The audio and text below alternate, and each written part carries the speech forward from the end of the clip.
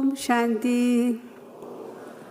अच्छा, आप सभी इंदौर जोन से आराम से यहाँ पर पहुँच गए। अच्छा, सभी को कैसा लग रहा है? अच्छा लग रहा है? हाथ ऊंचा करो किस किस को। सब खुश है? अच्छा, जो कौन खुश नहीं है? अच्छा, एक भी खुश नहीं है। तो यहाँ पे बाबा के प्रकंपन है, तपस्या के प्रकंपन है, और जो भी बाहर से आता है एकदम मन उसका खुश हो जाता है। अब अपने आप से प्रश्न पूछो, देखने के लिए आए हो, घूमने के लिए आए हो, कि विशेष आगे बढ़ने के लिए आए हो, कि घूमने के लिए भी आए हो और आगे बढ़ने के लिए भी आए हो? हाथ ऊंचा करो। जो अपनी उन्नति के लिए आए हैं, वाह, बहुत अच्छी बात है, बधाई हो आपको। तो यहाँ का एक एक पल बहुत ही सुंदर है और एक एक पल से हमें कमाई करना है।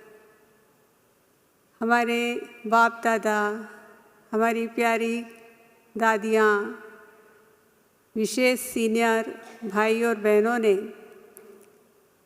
कितना प्रेरणा दे कर के यहाँ पे वातावरण को, तपस्या का वातावरण बनाया है। इस वातावरण में कुछ भी संकल्पों का आप बीज डालेंगे तो अवश्य ही वो फलीभूत होगा। तो इसलिए आप अपने सपने को, आप अपने श्रेष्ठ जो आपका विचार है उसको फलीभूत करने के लिए यहाँ पर आए हो। अब उसके लिए हमें एनर्जी इकट्ठी करना है। शिव बाबा भी यही चाहते हैं, ब्रह्मा बाप भी यही चाहते हैं। क्या चाहते हैं? कि मेरा एक एक बच्चा सर्व शक्तियों से संपन्न बने, सर्व शक्तियों का अधिकारी बने। तो आप ऐसे मास्टर सर्वशक्तिवान, मास्टर ऑलमाइटी अथॉरिटी बनना चाहते हो ना? बाबा के वर्षे का अधिकारी हम सभी को बनना है। बाबा की दृष्टि है हमारे ऊपर, कौन कौन कितना सफलता का सितारा बनता है, कौन कौन बाबा के वर्षे से अपने जीवन को संपन्न बनाता है। हम सभी ये संकल्प करें कि हम सब यहाँ आए हैं और हमें संपन्न बनना है। हर एक की इच्छा तो होती है संपन्न बनने की, सब जानते हैं, मानते हैं, लेकिन फिर भी संपन्नता के अंदर कुछ ना कुछ कमी आ जाती है। कभी उदासी आ जाती है, कभी कहीं मन उलझ जाता है। तो हमारी जो वर्षा प्राप्ति की जो अनुभूति, जो निरंतर खुशी, निरंतर बाबा के साथ हमारा मिलन, निरंतर बरसात वरदानों की हम जो अपने ऊपर चाहते हैं, है ना, तो वो क्या हो जाता है, कभी कभी ब्रेक लग जाती है। तब निरंतर हमारी अवस्था बनी रहे और उसमें अंतर ना आवे, उसके लिए बाबा ने हम बच्चों को दो बातें ध्यान में देने के लिए बोला है। वो दो बातें कौन सी है? बहुत महत्वपूर्ण है, जो हमें संपन्नता के रास्ते पर ले जाती है। तो वो दो बातें हैं, एक तो हम अपनी स्मृति को यथार्थ बनावे। और दूसरा, हम अपने कर्मों को श्रेष्ठ बनावे। स्मृति भी पावरफुल हो, कर्म भी श्रेष्ठ हो और पुण्य का खाता भी हमारा जमा होता रहे। तो इन सब बातों को प्राप्त करने के लिए बाबा कहते हैं स्मृति को पावरफुल बनाना है। तो एक तो कनेक्शन बाबा के साथ निरंतर रहे। पहली शर्त क्या है? कनेक्शन बाबा के साथ हमारा मजबूत रहे।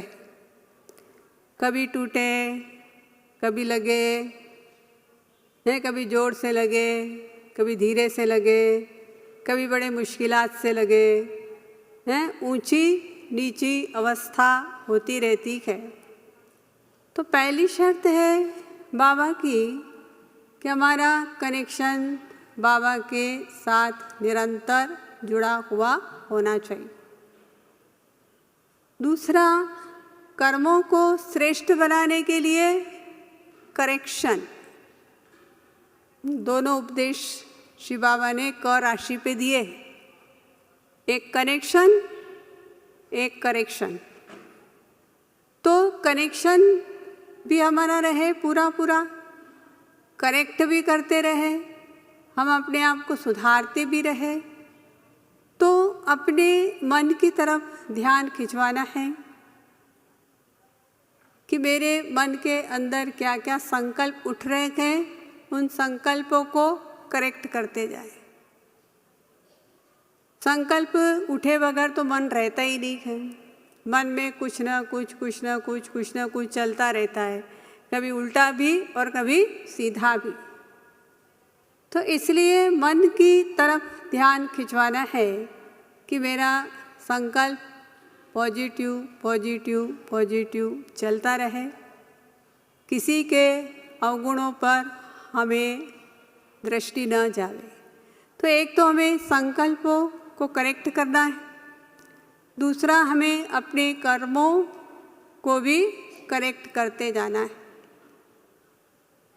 अगर ये दोनों बातें हमसे होती रहेगी तो हम संपन्नता की ओर बढ़ते जाएंगे और निरंतर के अंदर हमारा अंतर जो पड़ गया है वो सदा के लिए समाप्त हो जाएगा। और हम सभी यही चाहते हैं कि हम सब एक रस स्थिति में चलते रहें। तब भी हम चाहते भी हैं, हर एक की इच्छाएं चाहते भी है, जानते भी है, मानते भी है, कुछ हिसाब से चलते भी है, लेकिन फिर भी माया पंजा कहीं न कहीं से मार ही देती है, और मन हमारा उदास करके नीचे गिरा देती है। तो ऐसे समय पे बाबा क्या कहता है कि बच्चे आराम पसंदी बन गए हैं, मेहनत कम करते। कौन सी मेहनत कम करते हैं? बाबा कोई भक्ति मार्ग जैसी हमसे शारीरिक मेहनत नहीं चाहता है। जैसे भक्ति मार्ग में कितना मेहनत करते हैं, कितना घंटा पूजा करते हैं, व्रत करते हैं, उपवास करते हैं, एक टांग के ऊपर खड़े हो जाते हैं, कांटों पे खड़े हो जाते हैं, तुलसी का एक पत्ता खा करके पूरा दिन गुजारते हैं, और जैसे पानी के अंदर ही तपस्या करते हैं, चारों तरफ आग जला के तपस्या करते हैं।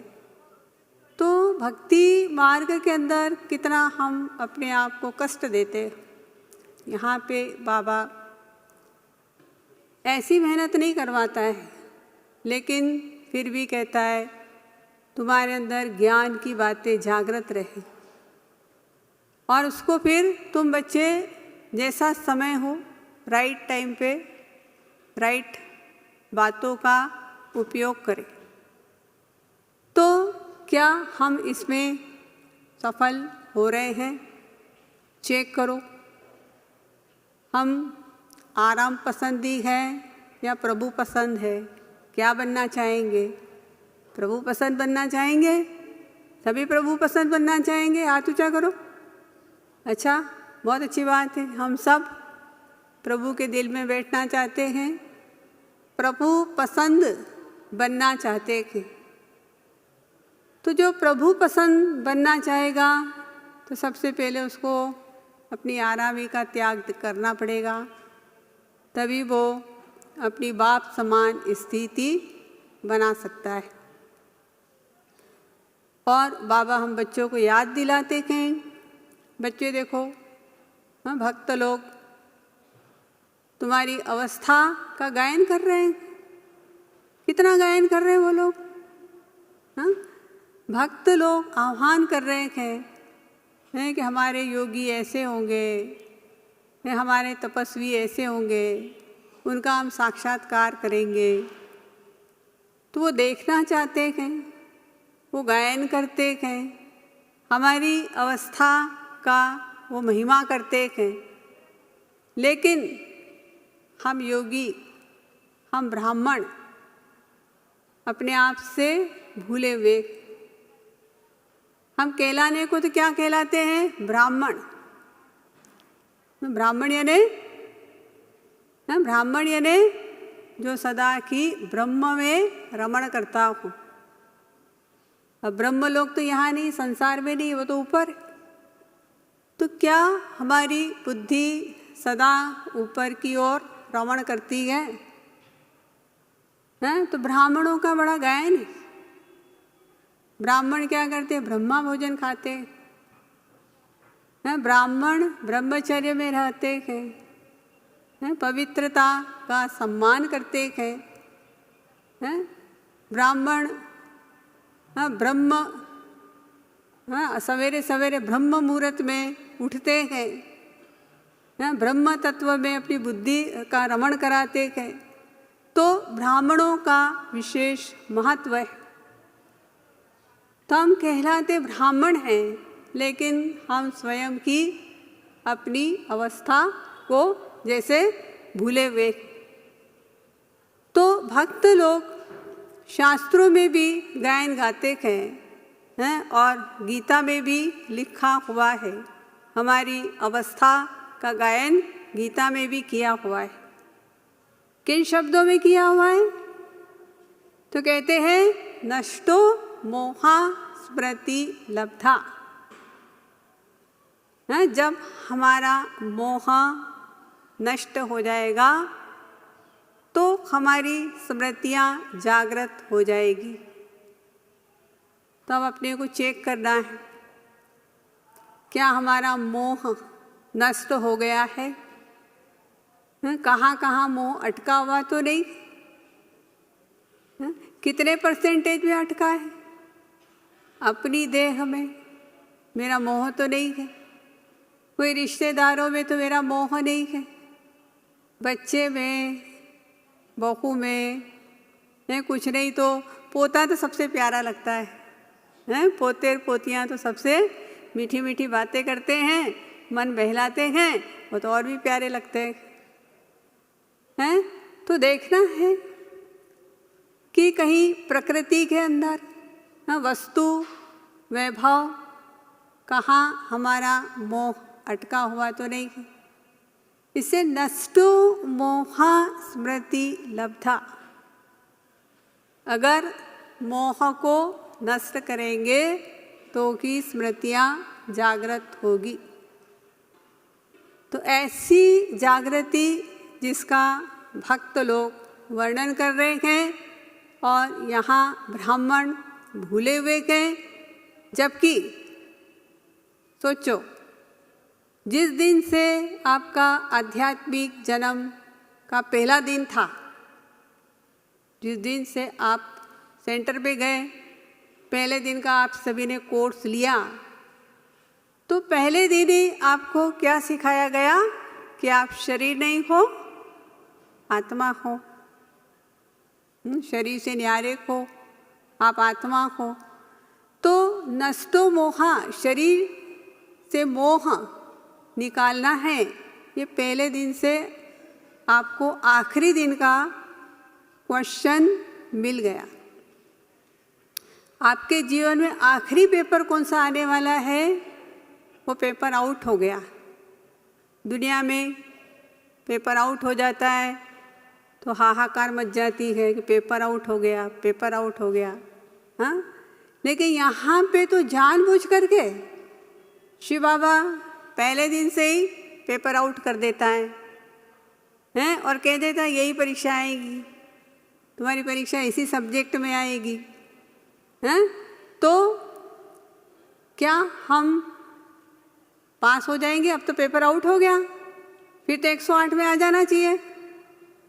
हैं, और फिर रोज इतने सालों से बाबा मुरली चलाते हैं 5, 6 बार, 7 बार मुरली के अंदर भी आ जाता है, बच्चे देखी अभिमानी भव, देखी अभिमानी बनो।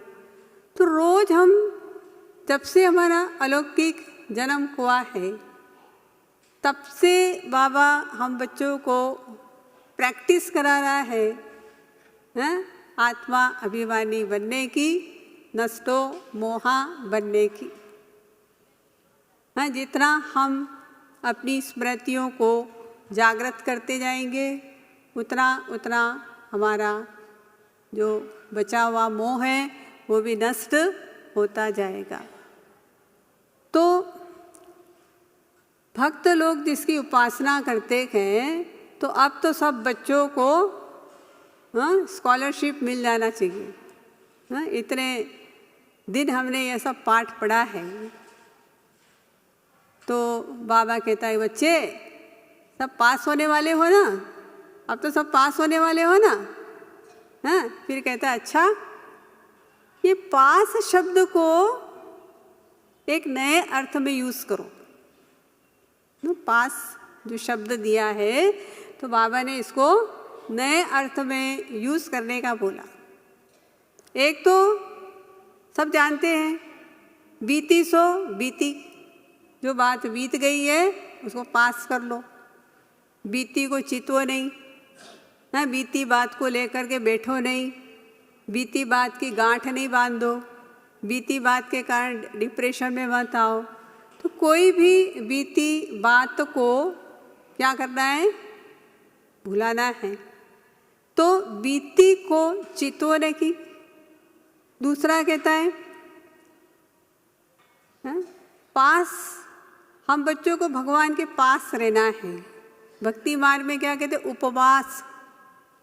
उपवास का भी अर्थ क्या होता है, उन्होंने तो भोजन का उपवास कर डाला, व्रत कर डाला, लेकिन उपवास मतलब परमात्मा के पास रहना। तो हमें पास का दूसरा मतलब क्या है, परमात्मा के पास रहना है। कैसे पास रहना है? ऐसा नहीं कि बाबा की फ़ोटो यहाँ लगा के रखो, बेच छाती से लगा के रखो, हम तो पास ही है, शिव बाबा मेरे पास है, देखो। ये नहीं, बुद्धि हमारी शिव बाबा के पास है। देखना है, बार बार अपनी बुद्धि को टच करते जाना है कि हम शिव बाबा के पास है, ये चेकिंग करना है। और तीसरा पास का मतलब है हमें कोई भी सिचुएशन से पास हो जाना है, यानी नंबर 1 स्कॉलरशिप लेना है। तो जब हम पास शब्द को याद रखेंगे तो माया जीत, जगत जीत बनते चले जाएंगे। बाबा कहते बच्चे भगवान के पास रहने में भय तो नहीं लगता है? भगवान निमंत्रण दे रहा है, शिव बाबा हम बच्चों को निमंत्रण दे रहा है। क्या निमंत्रण दे रहा है कि बच्चे आओ मेरे पास रहो, मेरे चरित्र का अनुभव कराऊंगा, तो निमंत्रण दे रहा हूँ कि मेरे पास रहो। अच्छा चलो थोड़ी देर के लिए सोच लो, अगर प्रेसिडेंट आपको निमंत्रण दे कि मेरे साथ रहो, मेरे साथ रहो तुम। अच्छा कोई फिल्मी एक्टर, प्रसिद्ध एक्टर, कोई आपको निमंत्रण दे कि आज मेरे साथ रहना, सारा दिन मेरे साथ रहना है। तो वो कहेंगे नहीं नहीं, हमें तो डर लगता है। वो भय से भी दूर करें, साहस भरे आपके अंदर, हौसला भरे, नहीं नहीं ऐसे नहीं, ऐसा करूँगा, नहीं अच्छा आपको पसंद नहीं है, ऐसे नहीं ऐसे करूँगा, तब तो देरी नहीं करेंगे ना। हाँ, उसके पास रहेंगे ना। तो शिव बाबा भी कहते हैं, बच्चे मेरा निमंत्रण स्वीकार क्यों नहीं करते हो?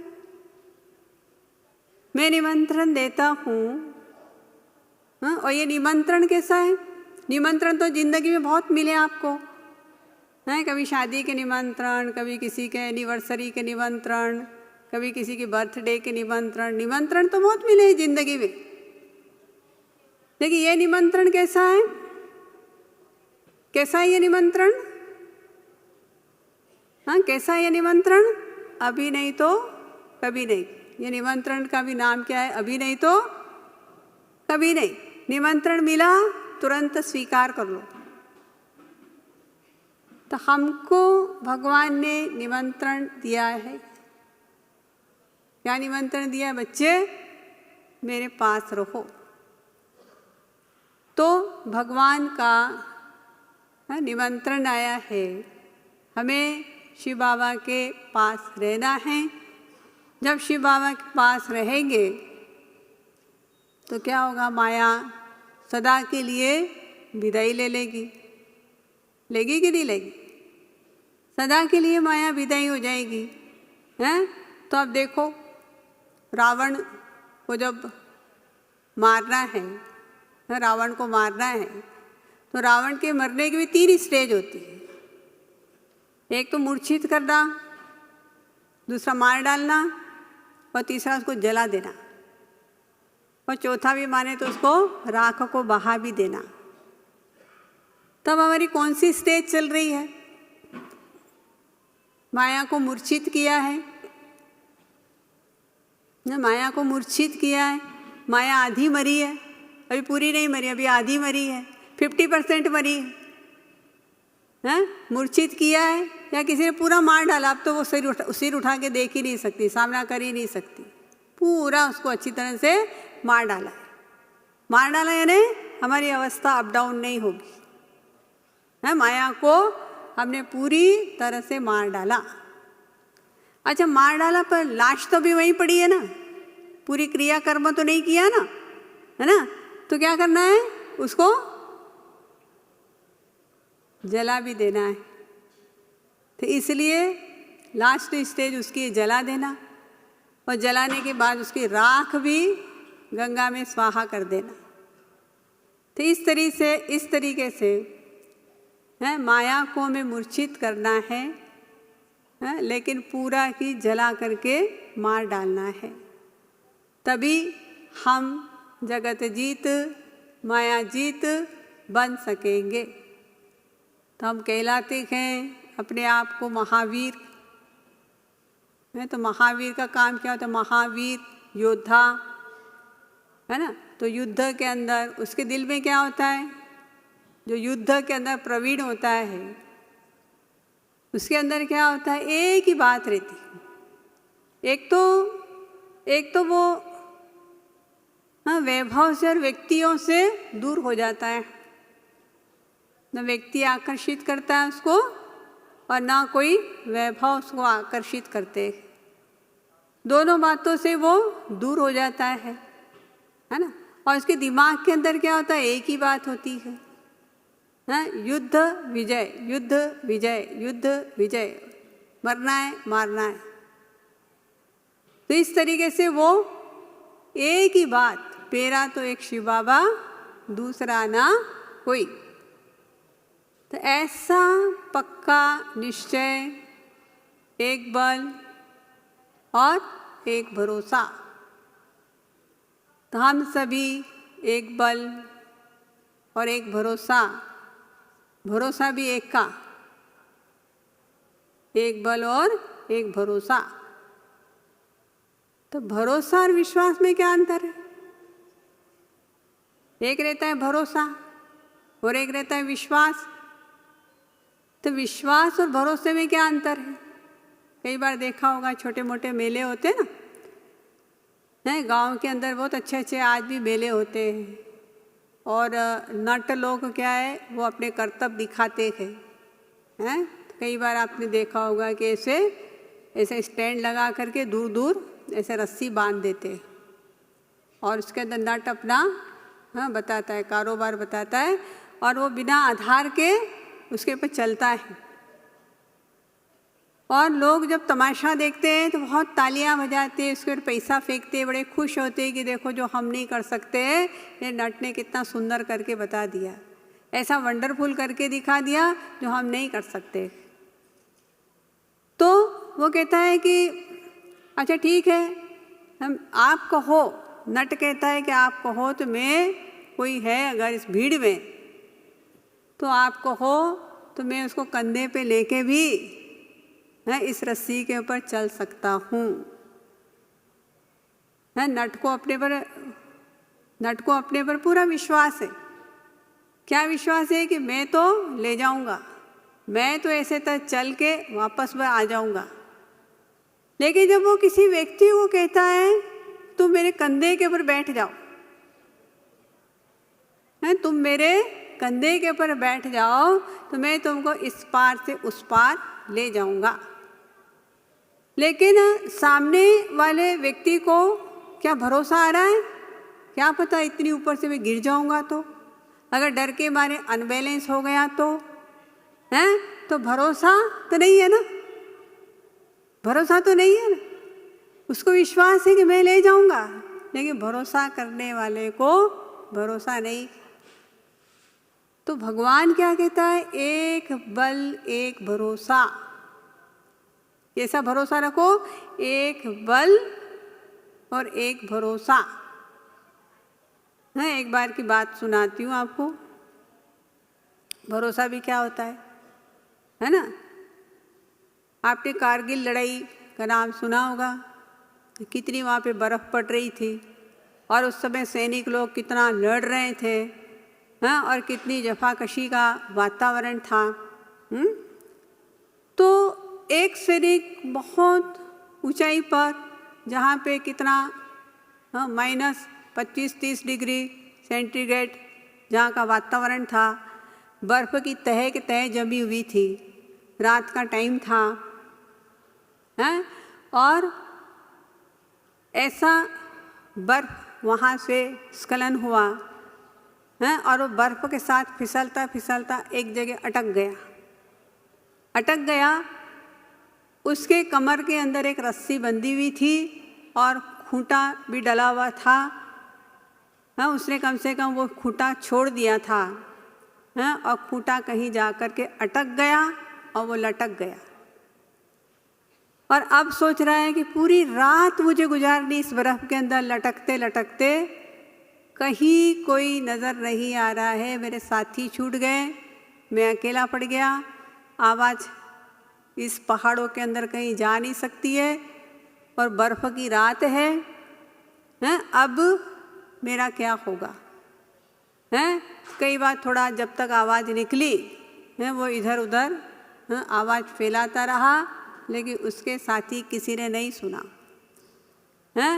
और वो भगवान को याद कर, हे प्रभु गया, अब तो ज़िंदगी मेरी गई। भगवान कहता है छोड़ दे रस्सी, मत पकड़, छोड़ दे रस्सी, काट दे। तेरे कमर के अंदर छुरा भी पड़ा है, चाकू पड़ा है, उससे रस्सी काट दे, फ्री हो जा। वो कहते इसे खाई में गिर जाऊंगा, अंधेरी रात है, खाई में गिर जाऊंगा तो मैं चला जाऊंगा। डरते डरते रस्सी पकड़े हुए हैं, लटका हुआ है, बार बार उसके मन में प्रेरणा आ रही है, वो भगवान से प्रार्थना कर रहा है, हे प्रभु बचा लो, हे प्रभु बचा लो। प्रभु कहता रस्सी काट दे। मैं तो कैसे काटूं, रस्सी कैसे काटूं, नीचे खाई है, बर्फीली रात है, रस्सी कैसे काटूं। सोचते सोचते सोचते सोचते सवेरे जब हुआ तो बर्फ़ बन गया और धरती कितनी थी, केवल 2 फुट नीचे थी, क्योंकि भरोसा नहीं था उसको। भगवान कह तो रहा था लेकिन उसको भरोसा नहीं था और वो वहाँ पर ही बर्फ़ बन गया। तो भगवान भी क्या कहता है कि एक बल एक भरोसा मेरे पे रखो। तो तुम सदा के लिए बच जाओगे हैं और मेरे बन जाओगे। तो हम बच्चों को इतना दिल से, अब समय क्या आ गया है, बाबा का इशारा पकड़ने का समय आ गया। बाबा ने देखो, ब्रह्मा बाबा ने 33 साल साकार रूप में सेवा दी। 52-53 साल हो रहे हैं बाबा को कि बाबा वतन से हम बच्चों को सेवा दे रहे हैं। बाबा प्रकाश की काया में बैठ करके विश्व संभाल रहा है, हम सभी ब्राह्मण आत्माओं को प्रेरणा दे रहा है। अभी तक अव्यक्त पाठ बाबा का गुल्जार दादी के अंदर पाठ चला है। कितने साल चला? 52-53 साल चला। और अब बाबा ऊपर से इशारों की भाषा समझा रहा है।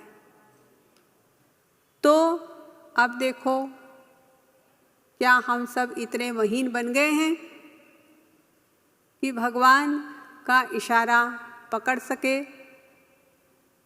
क्या अभी हमारी स्थूल बुद्धि है? भगवान का इशारा पकड़ने के लिए क्या चाहिए? जैसे सुई का जो रहता है ना, ऊपर का टॉप जिसमें अपन धागा डालते हैं, कितना छोटा सा छेद होता है ना? उस छोटे से छेद में, जैसे बाइबल में कहा है कि स्वर्ग में जाना इतना कठिन है कि उस छोटे से छेद में से ऊंट निकालना, छोटे से छेद में से ऊंट को निकालना। तो छोटे से छेद में से ऊंट कब निकलेगा? जब हमारी बुद्धि महीन हो जाएगी।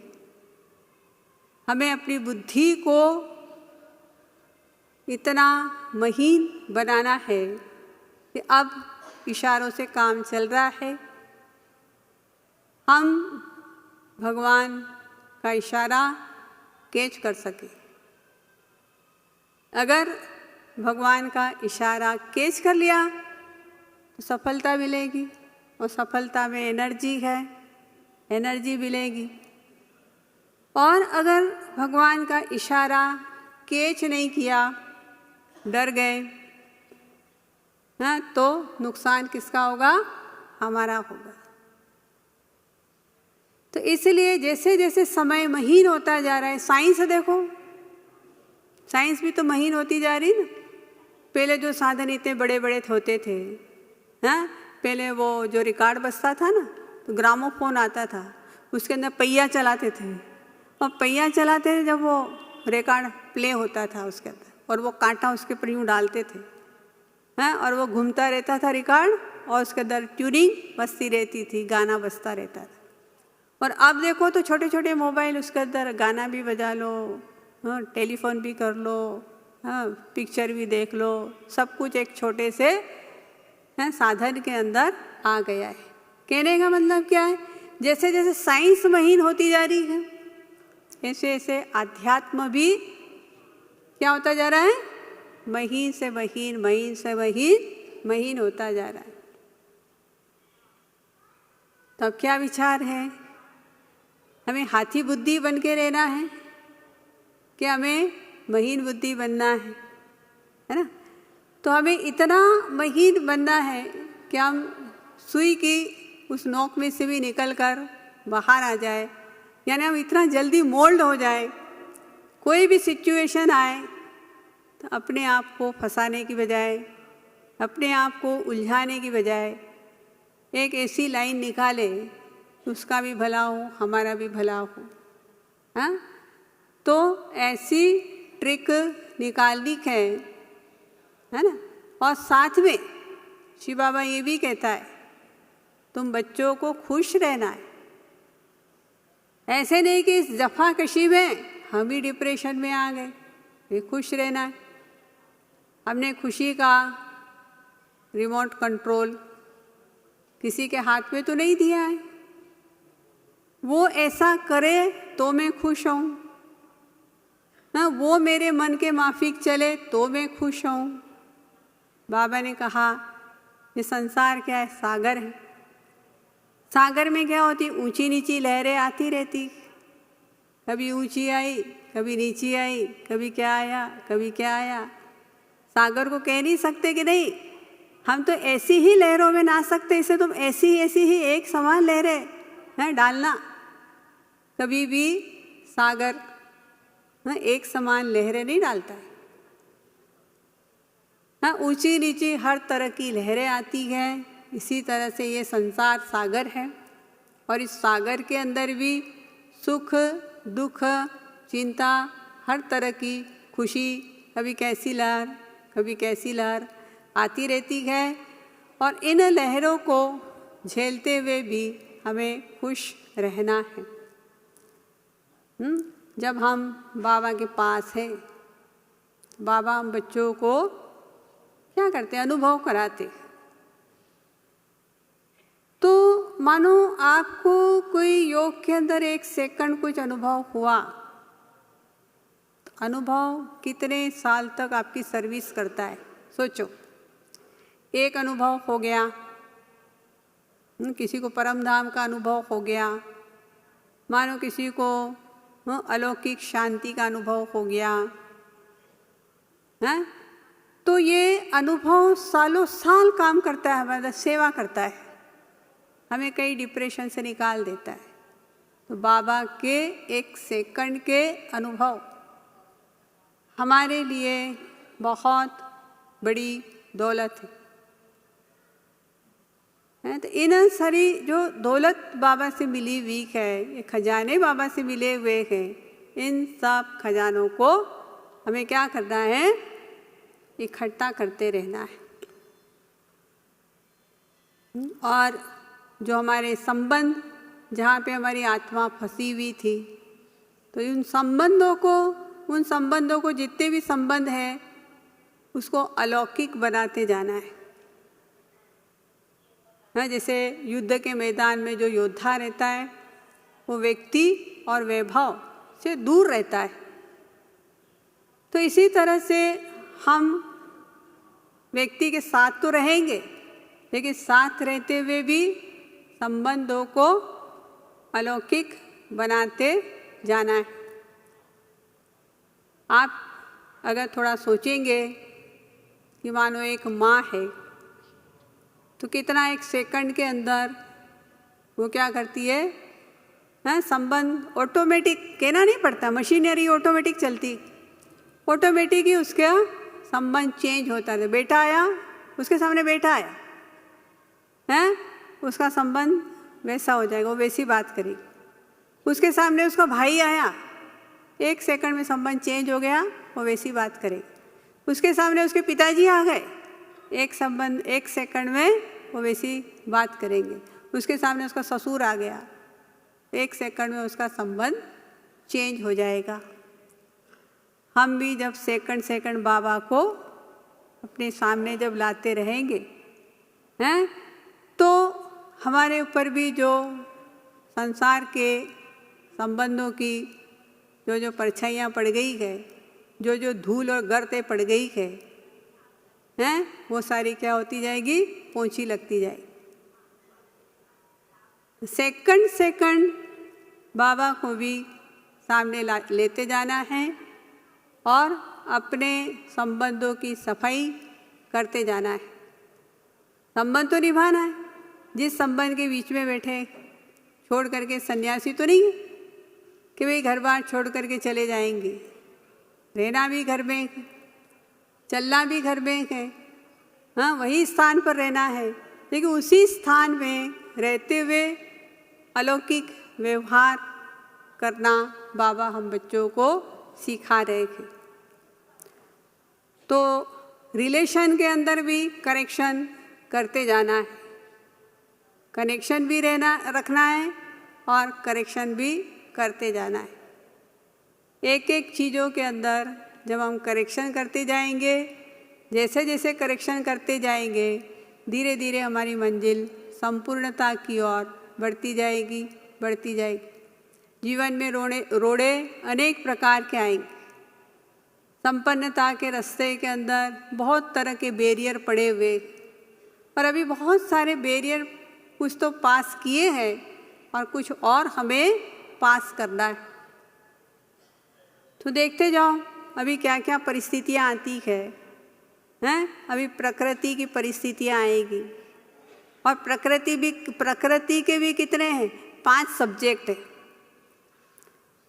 हैं। कभी पृथ्वी हिलेगी तो उसका अलग सिचुएशन होगा, हवा जोरदार हिलेगी उसका अलग सिचुएशन होगा, बारिश जोरदार आ गई उसका अलग सिचुएशन होगा, नहीं आई तो अलग सिचुएशन होगा, धरती हिलेगी भूकंप आएगा उसका अलग सिचुएशन होगा। तो पृथ्वी, जल, अग्नि, आकाश, वायु, ये सब परीक्षा ले रहे हैं। ये भी हमारे सामने परीक्षा के रूप में आएंगे। हमारा जो अंतकाल का पुरुषार्थ है उसके अंदर सब एक एक बार परीक्षा लेने के लिए आएंगे। देखेंगे ये मजबूत है कि नहीं है, ये हिल गया है कि अचल अडोल होकर के चल रहा है, एक रस बन करके चल रहा है। 5 विकार अपनी परीक्षा लेंगे। बहुत कुछ निकाला है लेकिन थोड़ा बहुत और बचा है।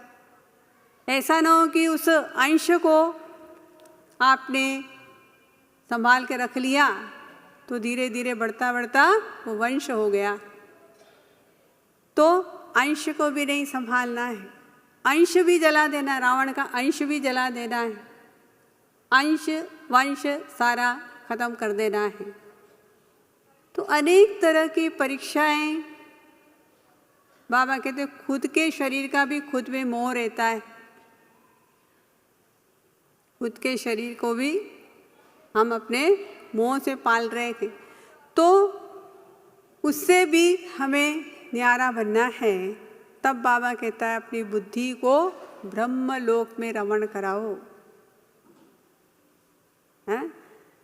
तो हम सभी संपन्न बनेंगे।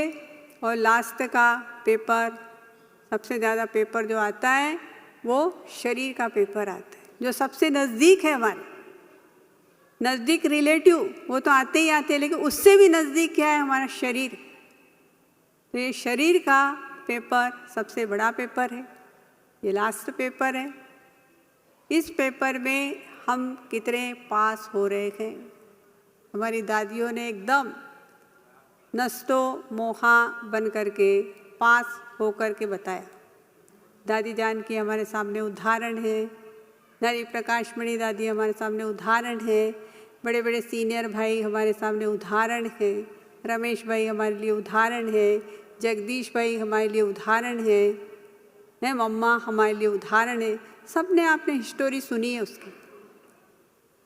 कैसी कैसी शारीरिक परीक्षाएं आई, लेकिन शारीरिक परीक्षा में सदा पास हो। डॉक्टर समझ ही नहीं पाता था कि ये बीमार ये है कि ये है, इसको लाने वाला बीमार है, इसके चेहरे पर तो इतनी चमक है। तो योगियों के चेहरे तो ऐसे चमकते हैं कि डॉक्टर भी समझ ना पावे कि बीमार आखिर है कौन। ये सारी परीक्षाएं दे करके पास विथ ऑनर बनना है। ऐसा ना हो अंत समय इतनी सी बात कोई याद आ जाए और फेल हो जाए। कहानी पता है ना, एक व्यापारी का, है ना, बहुत व्यापार का शौक था, जिंदगी भर व्यापार किया, माल आ रहा है, माल जा रहा है, बड़ा व्यस्त, सवेरे से लेके रात तक 18 घंटा। जैसे बाबा कहता 18 घंटा, 8 घंटा मुझे याद करो, सारा दिन मुझे याद करो। मैं से वो सारा दिन व्यापार धंधे में लगा रहता था। करते करते उसका अंत समय आ गया है। जब अंत समय आया तो पड़ गया बिल्कुल लंबा होकर के।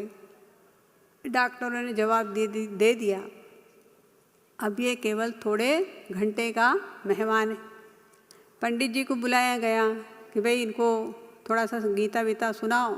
मुझे कहा दादाजी राम का नाम लो, भगवान का नाम लो। राम की जगह भी क्या निकलता था, लाभ लाभ लाभ, जिंदगी भर लाभ लाभ करते रहे ना, तो राम कहाँ से निकले अच्छी तरह से, शब्द भी ऊपर नीचे हो जाते बुढ़ापे में। अब वो कहते नहीं राम बोलो, तो बोला अरे मेरा बेटा कहाँ गया, तो सब यही है पिताजी, मैं यहीं बैठा हूँ, हाथ जोड़ के कहा मैं यहीं बैठा हूँ, हाँ आप भगवान का नाम लो। बोला अच्छा वो दूसरा बेटा कहाँ गया, ओके अच्छा ठीक। तो वो भी बोला कि हाँ मैं भी यहीं बैठा हूँ। फिर जब उसका एकदम अंत आ गया तो कहता अरे दुकान के ऊपर कौन बैठा है, तो अंत समय क्या आ गया उसको, दुकान याद आ गई। हमें भी अपने अंत समय छोटा सा बाल जितना संकल्प भी याद ना रहे, ब्रह्मलोक के निवासी बन जाए, संकल्पों की दुनिया से भी न्यारे और प्यारे बाप दादा के दिल तख्त नशीन बन जाए। ओम शांति।